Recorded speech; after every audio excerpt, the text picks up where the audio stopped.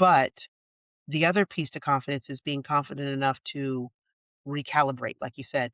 I now have to recalibrate how I am measuring people when they interact with me and make sure that I'm making now, um, I am putting in parameters for this type of situation now because I missed it on this in this case. That is, we have to be confident enough to know that we can try and be confident enough to know that when we make mistakes, we can recalibrate. That's the part that comes with that to me is twofold with the confidence. Hmm.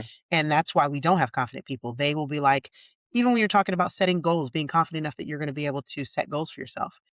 People get rattled when they set a goal and they don't make it. That is sometimes part of goal setting. Yeah. You are going to set goals that you're not going to attain. But that means when you set that goal, you took steps to reach that goal, figure out the steps that work, recalibrate, and start your process over. That's the piece that I think people are missing, the confidence to be able to recalibrate and be able to go back at it again.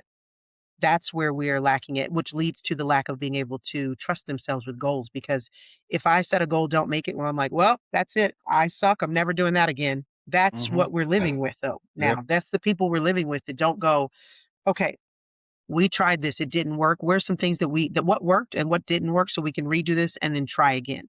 That's the piece that we don't, the resilience, the recalibration, whatever you want to put in that the word there, that's what's lacking. That's why we don't have the confidence in people nowadays. Mm. Let me tell you this. Let me also say this, just going forward into adulthood, this is here and now, and why school does not set anybody up for success. And everyone passes and everyone gets an easy grade and all this other shit.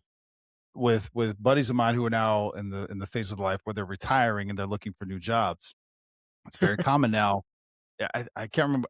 I'm going to call it negative interviews, meaning Mhm. they don't want everyone can sit there and say all the best things they've ever done and all the good. He's like, "What's the worst thing you've ever done and how'd you overcome it? What was the worst experience you had in that? Tell me about a time when you failed and didn't achieve a goal or a mission or a sale or whatever your job is." It's negative focus because they want to hear you tell us, one, what do you think the worst thing is? And then also, how did you deal with it? And one of my buddies, he's like, "Yeah, I didn't get the job because they were like, you haven't had any adversity in your life." He goes, "It's not true." I was like, "Yeah, but you weren't ready for that type of interview. You went in there with your love me That's sheet. yeah. Yeah. Let me tell you all the great things about me.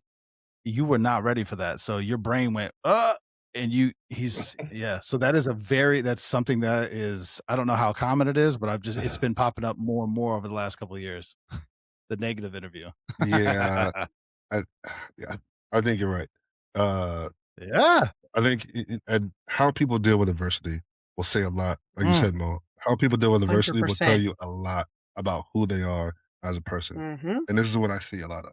This is kind of maybe a little bit of a tangent. Not that I'm anybody I'm not that I'm anyone that people should give a fuck about what I think or how I'm perceived in the world, right?